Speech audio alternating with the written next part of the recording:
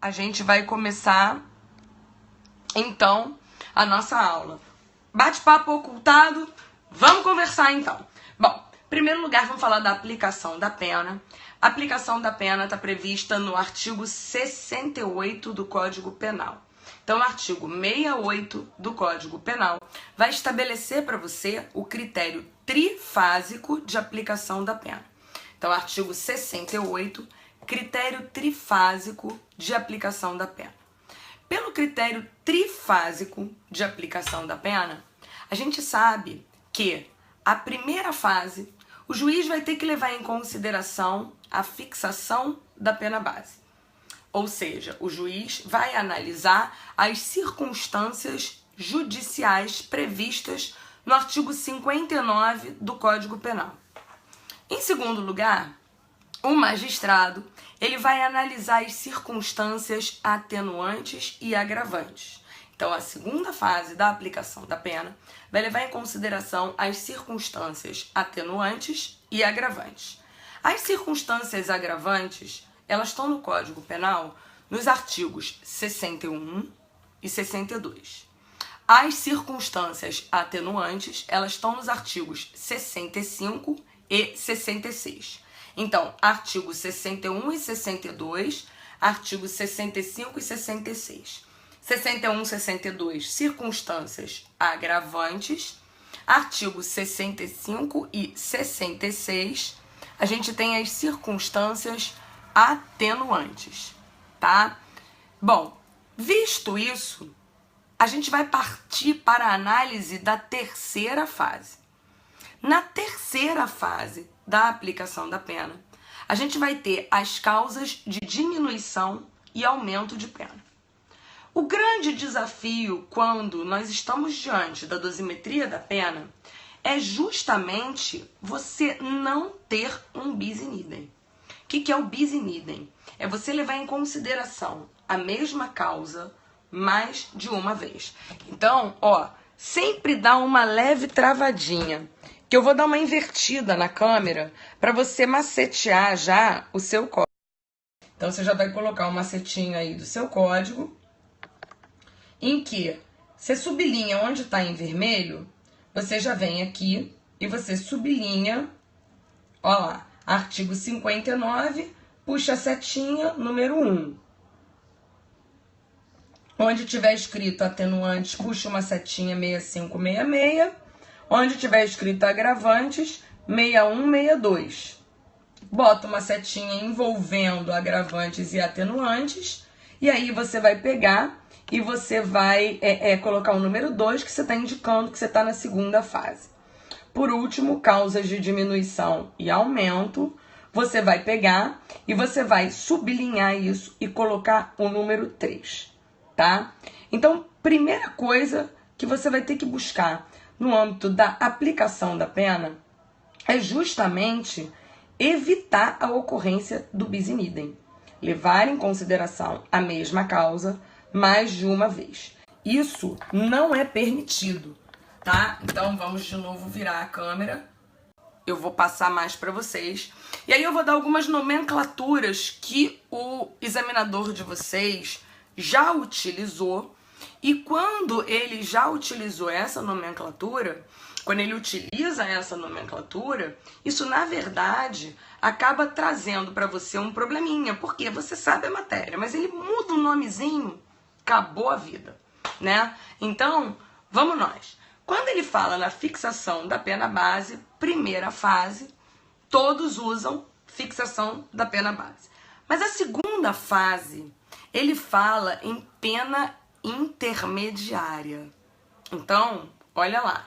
Quando ele termina de analisar e aplicar a segunda fase, posso repetir já o bis in idem. Quando ele termina de falar da segunda fase, ele termina a segunda fase e ele menciona com relação à fixação da pena intermediária. Tá legal? Terceira fase são as causas de diminuição e aumento de pena. E quando são as diminuição e aumento de pena, ao final, são as causas definitivas. Então, vimos o que estabelece o 68. Então, de novo, qual é o objetivo quando você faz a aplicação da pena e o seu grande desafio? O grande desafio é justamente não acontecer um bis in idem. O bis in idem é levar em consideração a mesma causa mais de uma vez, tá? Então, o bis in idem é a pena intermediária na segunda fase. Então, você vai ter a fixação da pena base na primeira fase, segunda fase, agravantes e atenuantes, que é a pena intermediária, terceira fase, causas de diminuição e aumento de pena.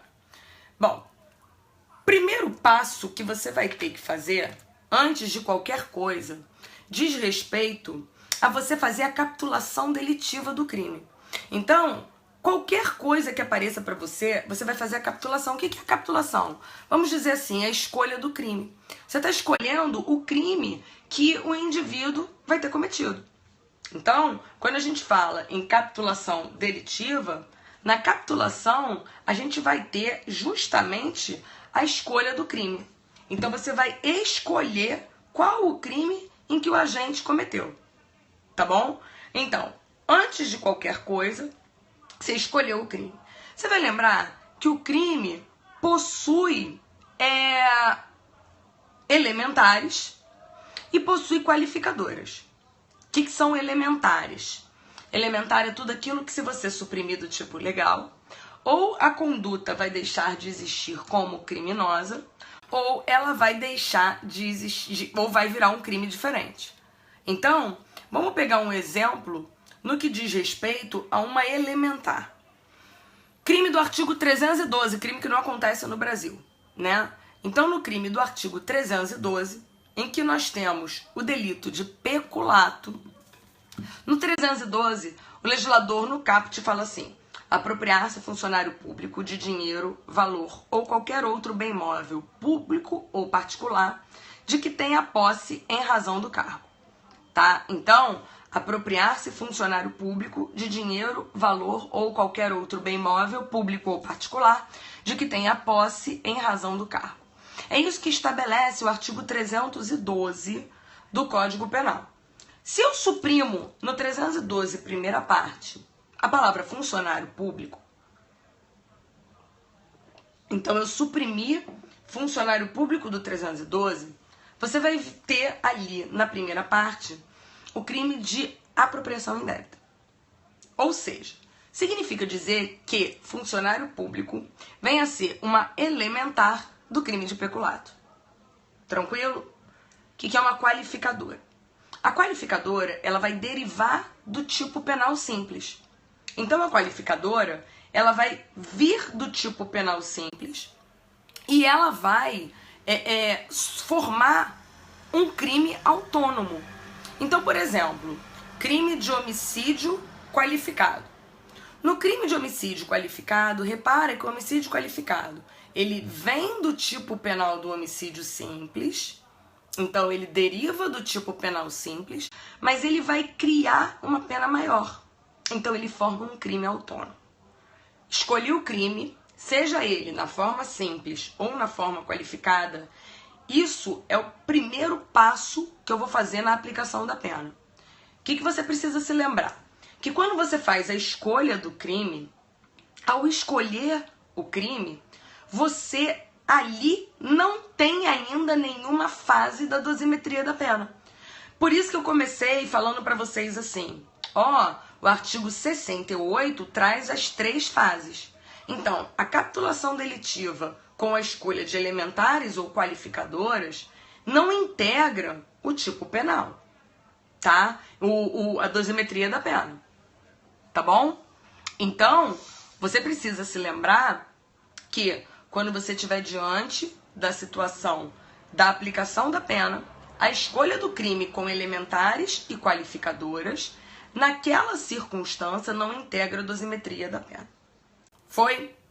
Bom, passo então a analisar a existência de causas de diminuição e aumento. Aí você vai falar assim, Cláudia, mas poxa, isso é a terceira fase. Sim, isso é a terceira fase da aplicação da pena. Mas as causas de diminuição e aumento de pena, elas possuem um quantum pré-estabelecido pelo legislador.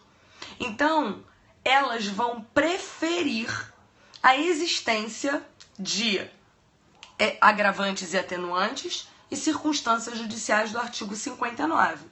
Então, quando você estiver diante de uma causa de diminuição ou uma causa de aumento de pena, você vai precisar se lembrar que nessa circunstância você vai ter preferência à causa de diminuição e aumento com relação aos demais, tá? Então, lembra disso. Ela tem um quantum pré-estabelecido. Se ela tem um quantum pré-estabelecido, ela pode ficar abaixo do mínimo e ela pode ficar acima do máximo. Então, na terceira fase da dosimetria da pena, pode ficar a causa abaixo do mínimo, pode ficar a causa acima do máximo.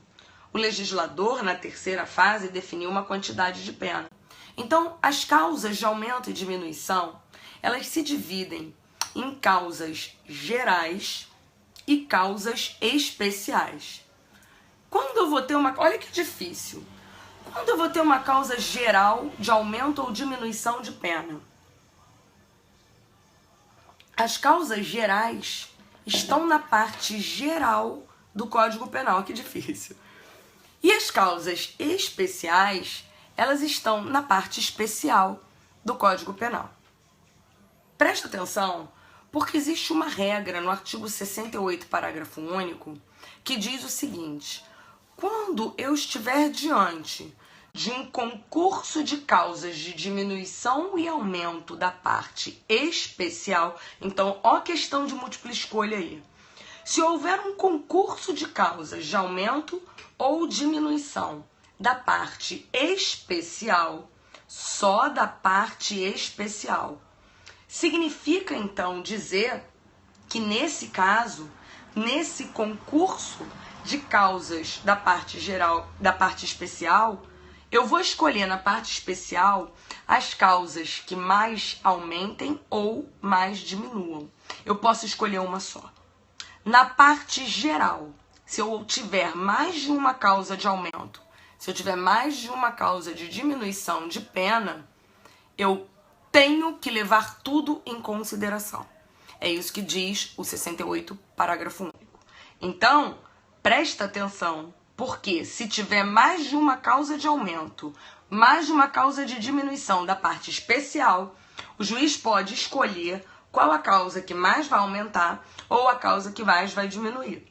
Mas da parte geral, ele tem que levar em consideração todas elas. Beleza? Bom, meu terceiro passo, presta atenção, porque no macete da aplicação da pena, eu preciso fazer de trás para frente. Porque o que a gente falou? Se aquilo dali constitui ou qualifica o crime, se aquela causa ela tá ali constituindo ou qualificando o crime, ela vai ser levada em consideração, é ela que vai valer. Segundo, eu vi se existem causas de diminuição ou aumento de pena. Então, havendo causa de diminuição ou aumento de pena, eu vou ali e vou anotar que elas existem, tá? Terceira situação que a gente vai ver é analisar a existência de agravantes e atenuantes. Agravantes, artigo 61 e artigo 62. Atenuantes, artigo 65 e 66. Eu só vou levar em consideração a existência de agravantes e atenuantes, então eu só posso levar em consideração a existência de agravantes e atenuantes se não forem causas de diminuição e aumento, se não aparecerem como qualificadora de um crime ou elementar. Quanto à qualificadora, a gente vai fazer um parênteses aqui. Por quê? Se eu tenho um homicídio triplamente qualificado, por exemplo, na hora da aplicação da pena, eu vou levar em consideração apenas uma qualificadora, tá? Então eu levo em consideração uma qualificadora e as demais, elas entram como agravantes. Repara que eu não estou fazendo bis in idem. O crime é homicídio qualificado parte da pena de 12 anos. Mas as outras duas qualificadoras, elas vão entrar como agravantes. Para quê? Para que não fique desproporcional a pena, tá? Então elas entram como agravantes genéricas nesse caso. Analisei a existência de qualificadoras e elementares do crime. Professor Aurélio, obrigada por você estar aí na live. Professor Aurélio Boretti Civil, lá do portal F3. Obrigada por prestigiar. Então, o que você vai ter? Você vai ter, mas você, César, não chegou muito tarde não, porque aqui não vai ter hora para acabar não, viu? Então a gente tem muito assunto para falar. Seja bem-vindo. Então, a gente vai ter aqui na hipótese o que é? Escolhi o crime com elementar e qualificador. Analisei a presença de causas de diminuição e aumento de pena. Então, verifiquei a presença de diminuição, causas de aumento e diminuição de pena. Verifiquei a presença das agravantes e atenuantes. Eu vou partir para a análise das circunstâncias judiciais do artigo 59. O artigo 59, ele é residual. Ou seja, eu só vou levar em consideração as hipóteses do artigo 59 a partir do momento em que, naquela situação, não apareceu em mais nenhuma outra coisa, tá? Então, o 59 é residual. Eu só levo em consideração se não estiver aparecendo em mais nenhum outro momento. O que eu digo de dica para você no âmbito do artigo 59? O artigo 59, ele traz 8 causas que o magistrado leva em consideração para a fixação da pena base, tá? Então, o artigo 59, ele traz 8 causas. Se você tiver com seu código na mão, eu aconselho que você sublinhe no 59 cada uma das causas. Vou virar a câmera. Antes que vocês falem que travou, ela dá uma segurada. Então, vamos nós. Já vou chegar lá, tá? Que são as preponderantes. Olha lá. As circunstâncias judiciais na fixação da pena base são as 8 que estão aqui. Isso, na verdade, é o que está escrito no artigo 59. É exatamente o seu artigo 59. Mas o que eu faço? Eu viro ele. Por quê? Porque eu enxergo, na hipótese, todas as 8 causas, tá? Então, eu olho no 59, eu acabo conseguindo ver todas as 8 causas, tá certo? Então, aqui no âmbito das circunstâncias judiciais, eu tenho culpabilidade, antecedentes, conduta social, personalidade do agente, motivos, circunstâncias do crime, comportamento da vítima, consequências do crime. Essas são as circunstâncias que a gente vai ter no artigo 59. Quando eu virei, sempre que eu for virar a câmera, ela vai dar uma travadinha. Segura um pouco, segura as mensagens que você vai ter. A sua transmissão tá ruim, eu tô acompanhando aqui do lado. Pode ser que a sua internet ela não esteja legal. O que você faz? Você sai e retorna, tá? Eu tô acompanhando, eu tô com o celular da minha filha aqui comigo, eu tô acompanhando se ela tá legal, se ela não tá, tá? Então, você tira e volta, tá? Que dá certo. Bom, vimos então, fechou o bate-papo de novo, vimos então as circunstâncias judiciais do artigo 59, vimos então a fixação da pena base, vamos então analisar o que eu posso considerar em cada uma situação dessas. O que é essa culpabilidade? Aqui tem a questão 59 da prova branca. Tá? Da última vez que eu falei isso, foi a 59. O pessoal que estava em Fortaleza acompanhou. Eu falei assim, essa aqui vai ser a questão 59 da sua prova amanhã. E foi a questão 59 da prova azul. Então anota aí 59 da prova branca. Brincadeira. Se Deus quiser. Quando a gente fala em culpabilidade, essa culpabilidade na aplicação da pena não é a culpabilidade que integra o conceito de crime, tá? Então, essa culpabilidade a que eu me referi agora, ela não é a culpabilidade integrante do conceito de crime. Essa culpabilidade a que eu me referi, ela é sinônimo de reprovabilidade. Essa culpabilidade, veja bem, quando você passa a aplicar a pena, você já concluiu que o cara é culpável. Por quê? Porque se ele for inimputável, ele não vai ter a aplicação da pena, porque ele não cometeu o crime. Então, a sentença dele, se ele for inimputável, por exemplo, em razão de uma doença mental, a sentença dele ela é absolutória, tá?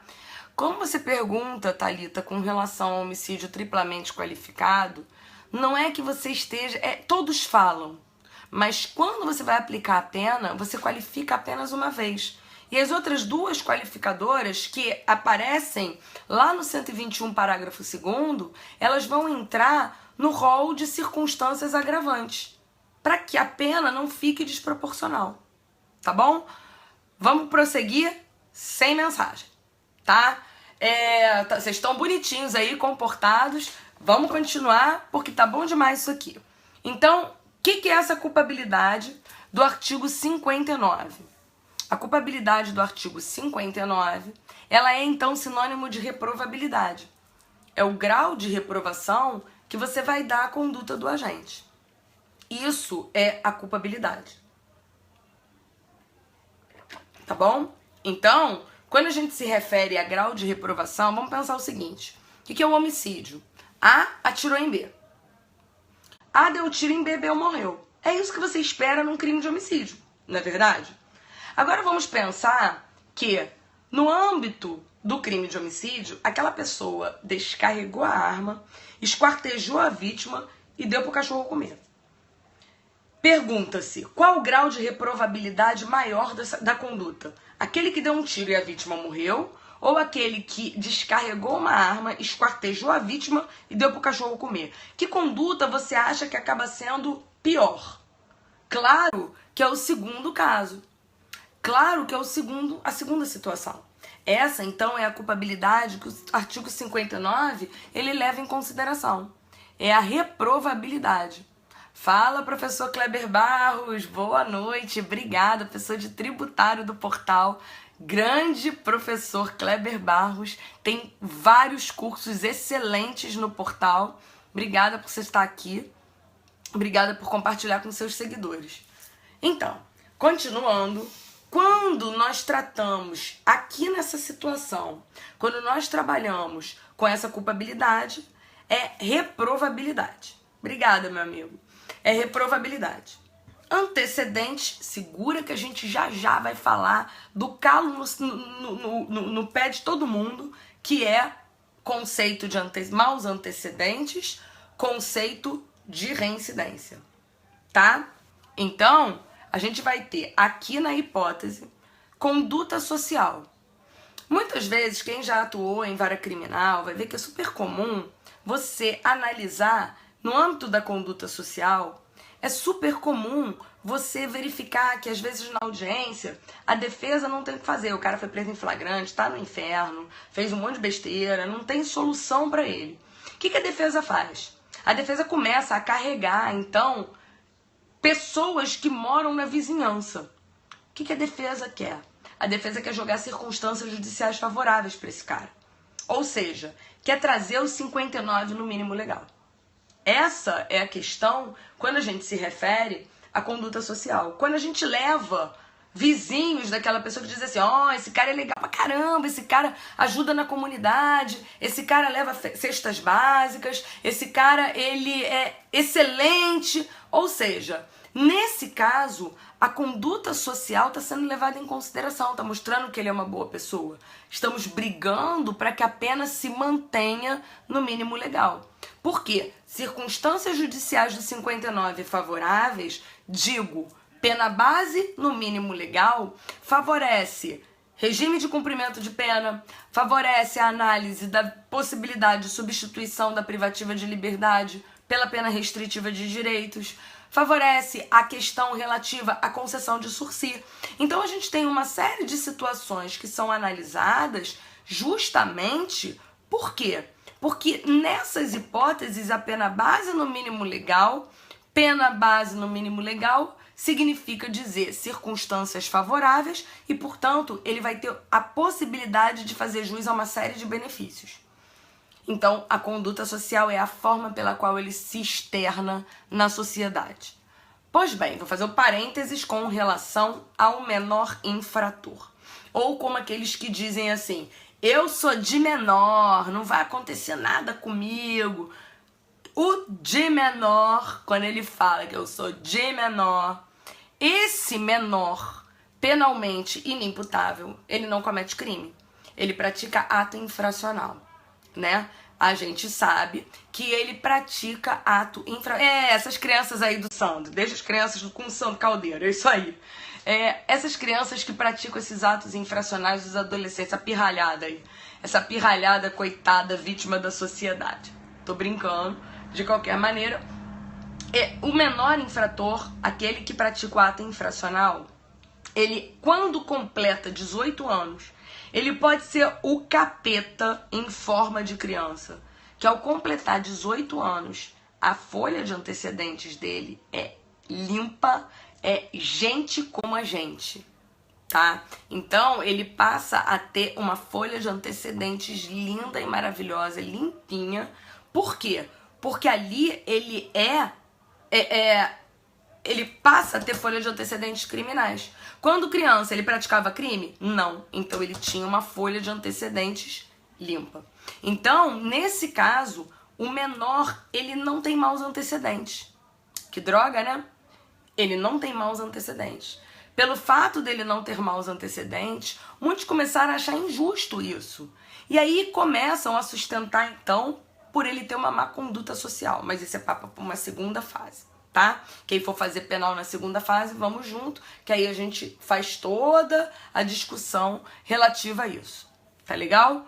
Bom, personalidade do agente. Personalidade, enquanto a conduta social é a forma que ele se externa junto à sociedade, comportamento dele no meio social, a personalidade é a questão psicológica dele. É uma bipolaridade, é aquele cara que tem uns transtornos de humor, né? Então, essas pessoas, elas teriam uma má conduta social, uma má personalidade.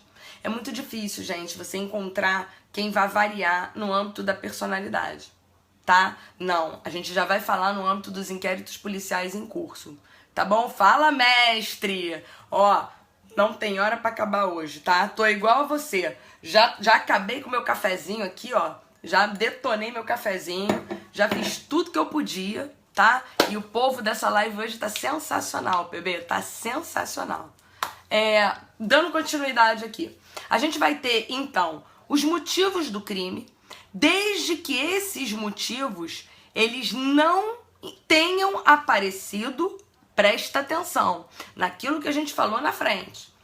Os motivos do artigo 59 só vão ser levados em consideração quando eles não forem qualificadora, quando não forem elementares, quando não aparecer como causa de diminuição e aumento, como não aparecer como agravante e atenuante, tá? Então, nesse caso, você vai ter a análise dos motivos. Em que circunstâncias o crime foi cometido. Então, o crime foi na madrugada, foi num local ermo, foi num local onde você tinha um difícil acesso, onde você não tinha socorro fácil. Isso são circunstâncias do crime, tá? Consequências do crime. Consequências do crime significa dizer que aquilo dali ultrapassou o esperado. Aqui é que tá a questão da prova de vocês. Questão 61 da prova de vocês, hein? Ó, pelo amor de Deus, gente. Se cair isso como questão 61 da prova de vocês, eu vou largar o direito e vou começar a fazer futurologia, porque nas últimas isso estava acontecendo. De qualquer maneira, vamos lá pra gente acertar. Quando a gente fala em consequências do crime não podem ser as consequências esperadas de um crime. Então, eu vou contar pra vocês uma historinha que aconteceu uma vez num processo que eu peguei. Peguei um processo para fazer uma apelação. O juiz, na sentença, ele tinha considerado aquele delito tão grave era um crime de homicídio. E o crime era tão grave, que a vítima morreu. Olha só. O que você espera que aconteça no crime de homicídio, né? O que a gente espera que aconteça no crime de homicídio? Essa gravidade a que eu me refiro, essa consequência do crime, não pode ser uma consequência já prevista pelo legislador. Isso integra já o crime de homicídio. Então, é claro que o homicídio, a vítima morreu. É isso que você espera no âmbito do crime de homicídio. Evidente que é isso que você espera no âmbito do crime de homicídio, tá? Então, como a vítima morreu, é isso. O legislador, ao estabelecer a pena base, ao estabelecer aquela pena inicial de 6 a 20 anos no homicídio simples, ao estabelecer a pena de 12 a 30 no homicídio qualificado, quando o legislador estabelece isso, ele já levou em consideração que a vítima morreu, né? Então, é uma consequência natural. Por que eu tô falando isso? As últimas decisões do STF e do STJ têm entendido que a gravidade abstrata do crime, o que é isso? Levar em consideração não o fato em si, mas levar em consideração o crime ser grave pelo fato, por exemplo, dele ser hediondo. Isso tudo tem trazido uma reforma nas decisões. Então vamos, por exemplo, a gente vai citar no âmbito da lei de crimes hediondos o regime inicial fechado. No regime inicial fechado, previsto no artigo 2º, parágrafo 1º, então quando a gente fala em regime inicial fechado, artigo 2º, parágrafo 1º, nessa hipótese, a gente vai ter ali o legislador tendo levado em consideração a gravidade do delito para definir o regime de cumprimento de pena. Pode? Não pode. O artigo 2º, parágrafo 1º da Lei de Crimes Hediondos foi entendido por inconstitucional. Quais critérios que eu tenho que levar em consideração para definir o regime de cumprimento de pena? A gravidade em concreto. Eu tenho que olhar o caso concreto. Não é o fato do crime ser hediondo exclusivamente que eu vou estabelecer, nesse caso, a questão do regime inicial fechado. O regime de cumprimento de pena, ele tem que levar em consideração a gravidade no caso concreto. Então, eu vou levar em consideração os critérios do artigo 33, parágrafo 2º e artigo 33, parágrafo 3º, tá? Então, regime inicial fechado pelo simples fato do crime ser considerado hediondo é inconstitucional. Levando em consideração a gravidade abstrata do delito, eu não posso fazer isso. Tá legal? Bom, essa é a questão 61 da prova de vocês. Comportamento da vítima. Isso aqui é um outro ponto muito importante. No âmbito do direito penal, você não pode confundir direito penal com responsabilidade civil, tá? O que acarreta a responsabilidade civil? Ontem vocês tiveram a live do professor de responsabilidade civil do Portal F3. O que acarreta o dever de indenizar? A violação de um dever jurídico.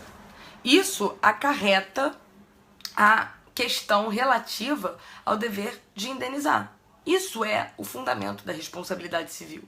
A violação de um dever é fundamento da responsabilidade civil. Já a responsabilidade penal, ela decorre da prática de um fato típico, ilícito e culpável. Então, se o agente praticar um fato típico, ilícito e culpável, nesse caso, a gente vai ter para a questão o crime e ponto.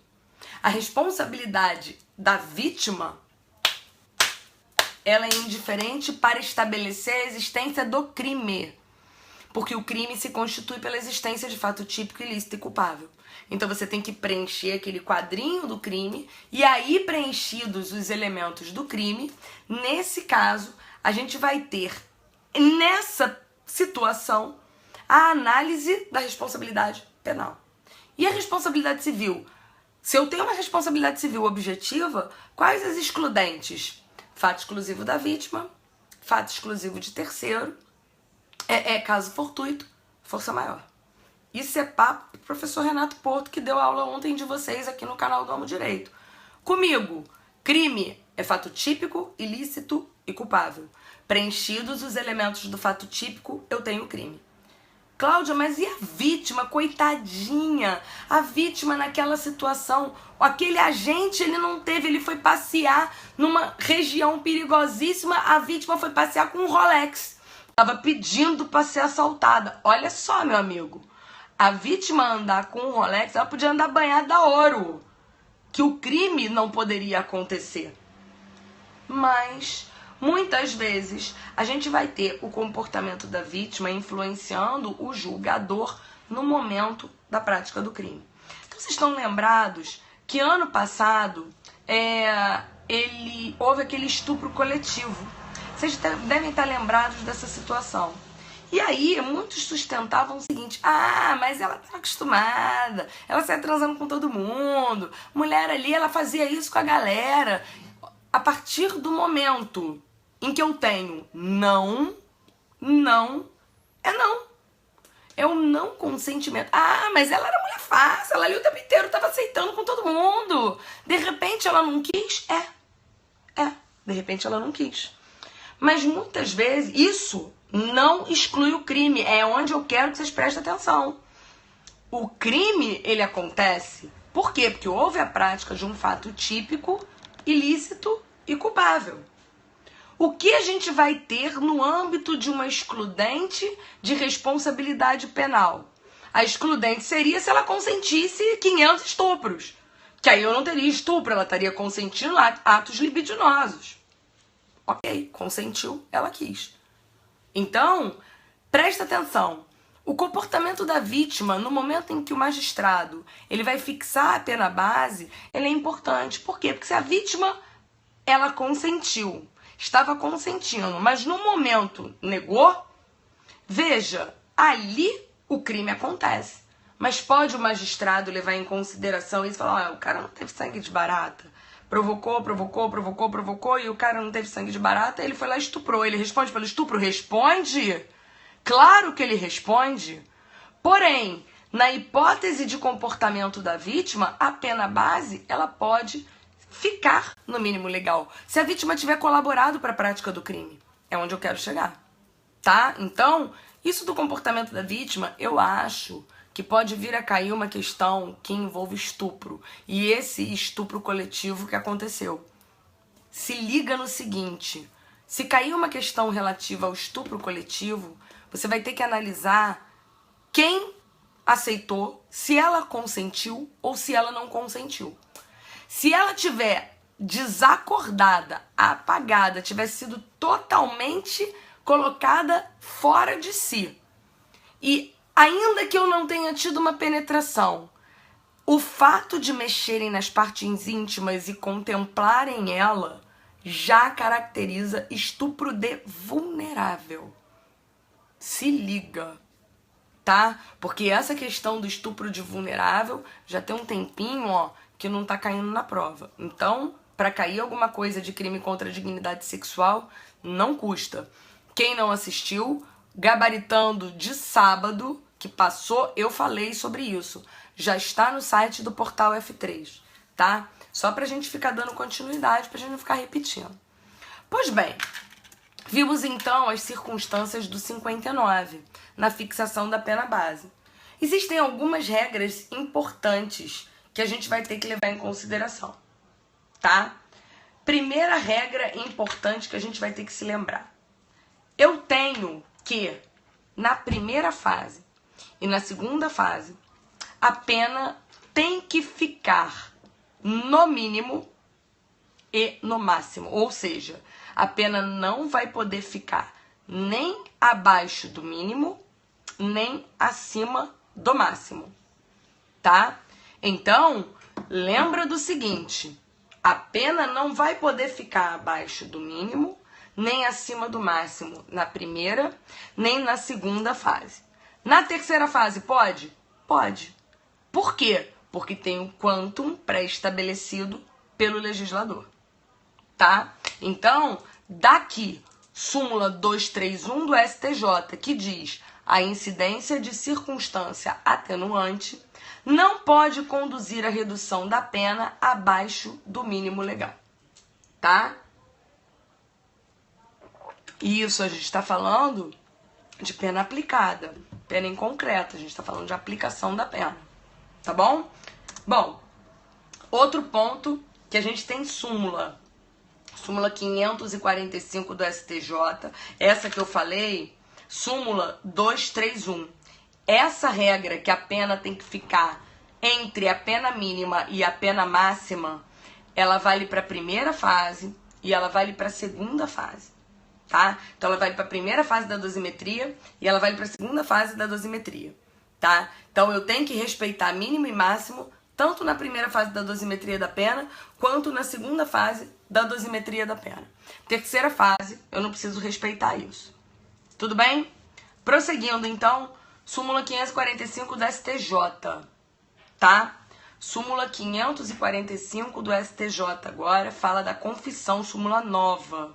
Súmula 545, ela fala assim: quando a confissão for utilizada para a formação do convencimento do julgador, o réu fará jus à atenuante prevista no 653D do Código Penal.